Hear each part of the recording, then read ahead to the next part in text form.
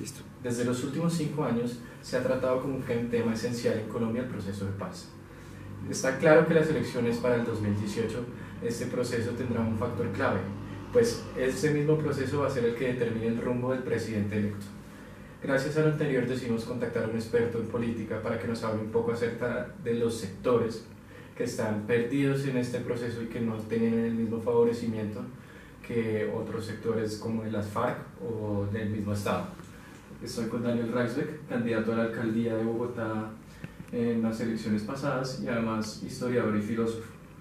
Daniel, primero, ¿cómo esta división del país ocasiona que estos mismos sectores se vean poco favorecidos? Los sectores de minorías políticas, pues hay varios temas ahí. Primero, se suponía que el acuerdo con las FARC iba a abrir la política y permitir más participación de minorías, movimientos o grupos pequeños. Lo que terminó pasando fue todo lo contrario, están cerrando la política. Dentro de la reforma política actual van a eliminar la posibilidad de inscribirse por firmas como movimiento significativo ciudadano. Solamente van a poder participar partidos políticos con representación en el Congreso, con personería jurídica, o lo que ellos llaman los nuevos movimientos, pero requiere una cantidad bastante alta de afiliados, lo cual realmente va a ser algo muy complicado para organizaciones pequeñas que quieran participar. Mientras que las FARC sí van a entrar con un partido, con personería jurídica, con curules regaladas, entre 10 y 26, porque yo creo que las 16 zonas especiales, las circunscripciones especiales, son realmente territorios de las FARC, donde ellos van a poner sus candidatos, tal vez bajo otros nombres. Entonces ellos sí entran con plena participación política, de hecho con prebendas, privilegios, porque no tienen que obtener un solo voto para llegar al Congreso, van a tener las curules garantizadas, y por otro lado se está cerrando la política para el resto de participantes. Desde su experiencia, ¿cuál es la dificultad de crear un partido político independiente y que tenga el éxito a nivel, pues si en Bogotá es complicado, como usted lo pudo evidenciar con su candidatura a la alcaldía, porque es tan complicado a nivel nacional? Yo diría que son las mismas reglas electorales, entonces como no hay circunscripciones geográficas limitadas, por ejemplo en Bogotá los representantes a la Cámara representan todo Bogotá, no hay nadie que represente una localidad o un sector en específico. Entonces lo que termina pasando es que los votantes, a menos de que sean una minoría que votan por un candidato que los representa, pero no hay cercanía geográfica con las zonas, los votantes sienten que no, es decir, nadie sabe quién los representa. El Senado es aún peor porque el Senado es una votación a nivel nacional. Entonces, si uno quiere inscribir, por ejemplo, un nuevo partido, tiene que llegar al Senado, y eso requiere una cantidad más o menos entre 400.000 y 500.000 votos. Es muy complicado que lo obtenga una organización pequeña y es la única manera de convertirse en un partido. La otra opción que mencioné por firmas, por ejemplo, uno se puede inscribir también a elecciones nacionales, pero a elecciones locales, que fue lo que hice yo en el 2015. Ahí también es complicado porque si uno no tiene el umbral, 3 o 4%, entonces le cobran una multa extremadamente alta. Yo creo que, digamos, en Alemania el umbral es alto, es 5%, pero no hay unas multas punitivas contra los partidos que no lo tienen. Es decir, el solo hecho de intentar participar y no lograr las curules o una curul o la alcaldía o lo que sea, me parece que es suficiente castigo. No tiene por qué haber un castigo monetario adicional. Entonces, si el mismo sistema electoral está diseñado para que se mantengan los partidos actuales, que sea muy difícil que ellos enfrenten competencia de nuevos movimientos, a menos de que haya alguien como Álvaro Uribe que crea su propio partido, pero él obviamente es alguien que ya viene de mucha experiencia política y pues es el gran elector, por eso ha creado 2 partidos, pero esas son situaciones excepcionales. En general es muy difícil crear un nuevo partido en Colombia, sino imposible. Y entonces las minorías, ¿cómo pueden ingresar al poder? Bueno, la Constitución en teoría brinda representación, digamos, para indígenas, para comunidades afro, pero las últimas elecciones, si no recuerdo mal, hubo un escándalo porque los representantes afro o para la comunidad afro terminaron ni siquiera siendo afro. Entonces, digamos que existe ahí en teoría una representación para algunas minorías étnicas, pero es algo muy pequeño, diría yo, no tan significante en términos políticos reales. Está claro que el proceso parte de 5 puntos. Un primer punto, la reforma agraria. Como segunda medida tiene la participación política de las FARC. Tercera medida, si no estoy mal, es la dejación de armas. Cuarto, las drogas. Y por último, las víctimas. ¿Le parece que ese debería ser el orden concreto del proceso? Bueno, no, en el sentido de yo no veo por qué las FARC tienen por qué tener algún tipo de influencia sobre, digamos, la política de tierras del país. Y lo que están haciendo, en mi opinión, es simplemente una reforma agraria tipo socialista de mediados del siglo pasado, que ha fracasado cada vez que se ha intentado. Y no veo por qué, cuál fue la razón para abrir ese punto de discusión con las FARC. En cuanto a drogas, me parece que no solucionan de ninguna manera el problema. De hecho, yo creo que las FARC van a entrar al Congreso como un partido político, con personalidad jurídica, pero también con un brazo armado, que son las supuestas disidencias de las FARC, que siguen secuestrando, extorsionando y matando a través del país. Y por otro lado, también tienen un brazo narcotraficante, porque siguen siendo el cártel de droga más grande del mundo.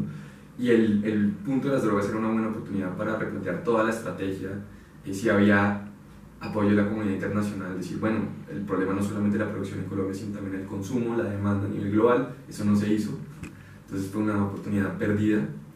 Y por otro lado, el tema de las víctimas, por ejemplo, mi percepción es que para el gobierno, dentro del acuerdo Santos-FARC, hay unas víctimas buenas, que son las que aceptan el acuerdo en general, y son las que muestran en eventos, y en televisión y en medios.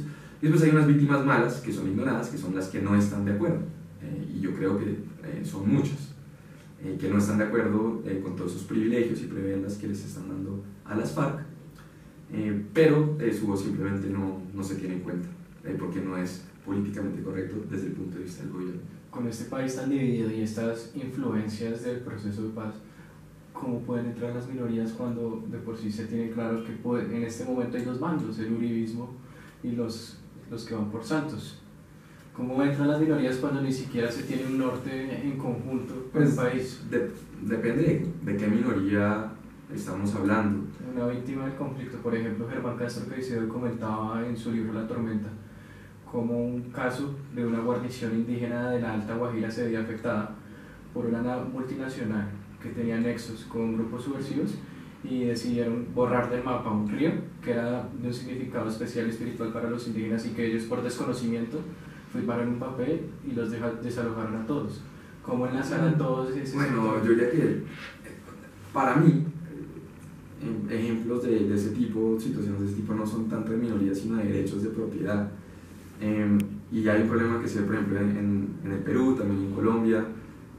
Hernando de Soto ha escrito mucho al respecto, y es que, digamos, los sociólogos de la academia, ellos quieren ver a las comunidades indígenas como de una manera idealizada según su punto de vista, donde tienen una propiedad comunal, algo así como una utopía socialista, o el buen salvaje de Rousseau, algo así. En realidad, estas comunidades, eso ya se ve en Perú, estoy seguro que también se ve en Colombia, esas comunidades ya entraron en una especie de revolución industrial, ya se están repartiendo propiedad entre ellos, tienen sus propios títulos de propiedad informales, obviamente no los mismos del Estado, entonces ellos tienen propiedad privada. Entonces el problema es que ellos tienen un sistema paralelo de propiedad, mientras que, digamos, para temas de minería, los permisos se emiten acá en Bogotá desde el ministerio, desde el gobierno nacional, y son unas reglas que no tienen en cuenta la realidad en esas regiones, sobre todo regiones apartadas.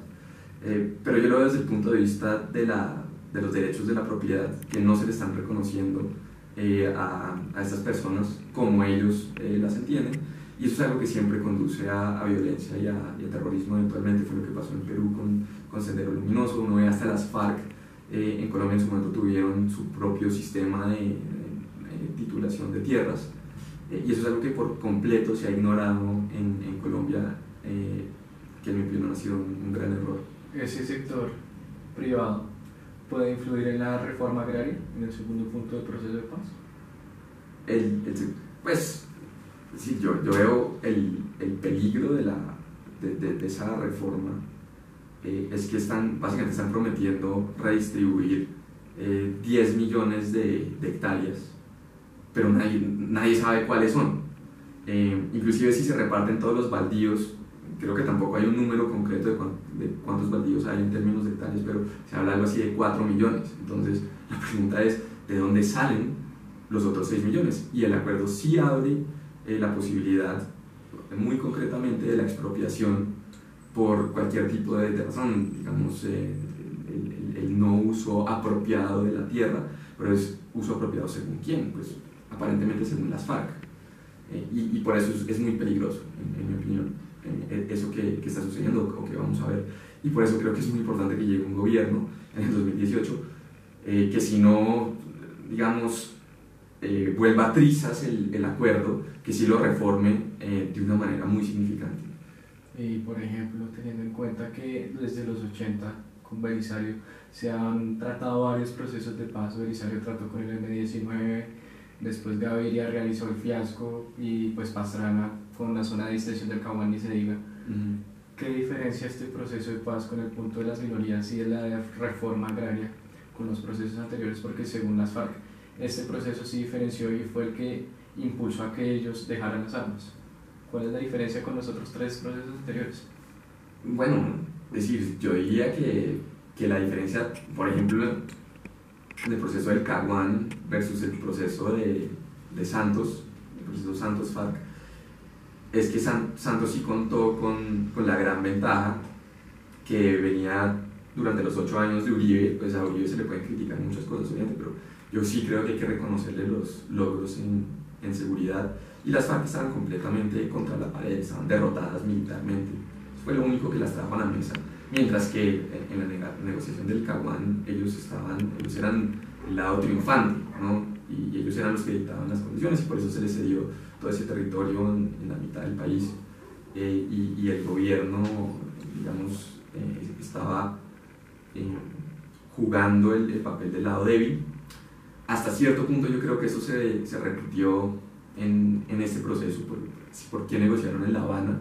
Negociar en Cuba con las FARC, marxistas, comunistas, es negociar de visitante. Ellos eran los locales, junto con los Castro, que claramente los estaban asesorando. Pero el hecho de que hayan aceptado negociar por fuera del país, claramente, en mi opinión, refleja la realidad militar, es que estaban prácticamente derrotados. Y yo creo que ellos también sabían que con nuevas tecnologías, el uso de drones, por ejemplo, que iba a ser muy difícil, o que va a ser muy difícil mantener una guerra de guerrillas en el siglo XXI, inclusive en las selvas de Colombia. Y eso pues ya se había visto, el uso del poder aéreo, bombardeos muy precisos con nueva tecnología, también con ayuda de Estados Unidos y Israel.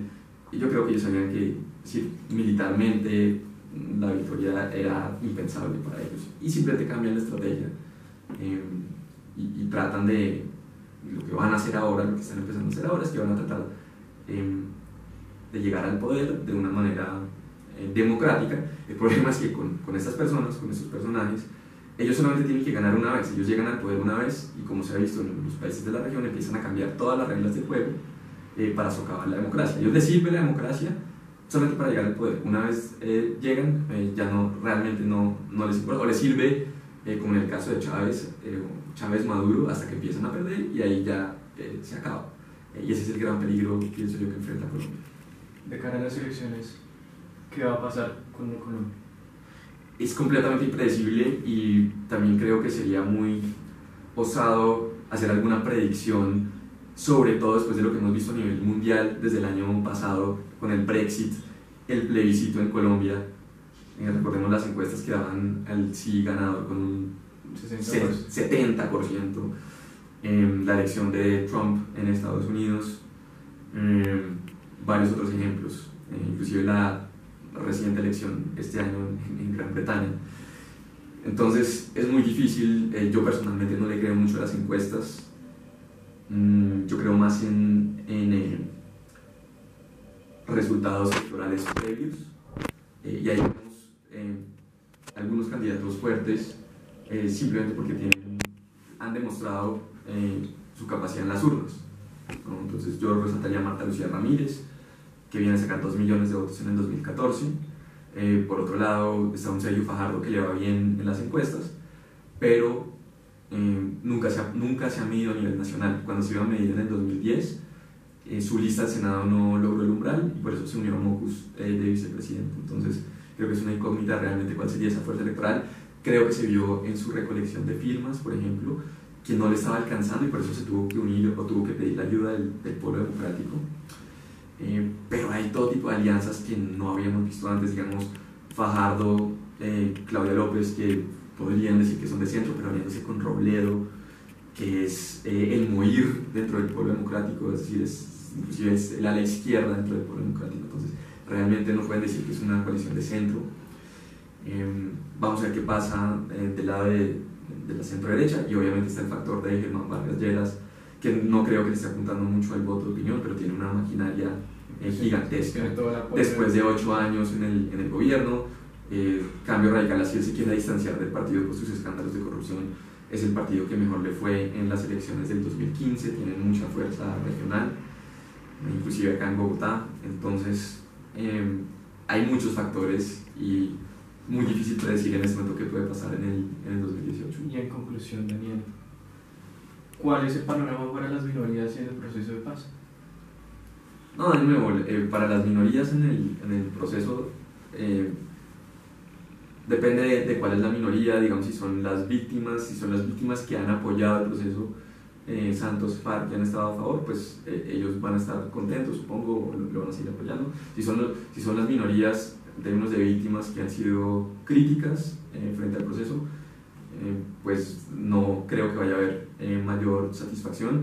Y en términos de apertura política, no hay ninguna apertura política, solamente para las FARC. Para los demás se está cerrando el sistema político aún más de lo que ha sido hasta ahora. Listo.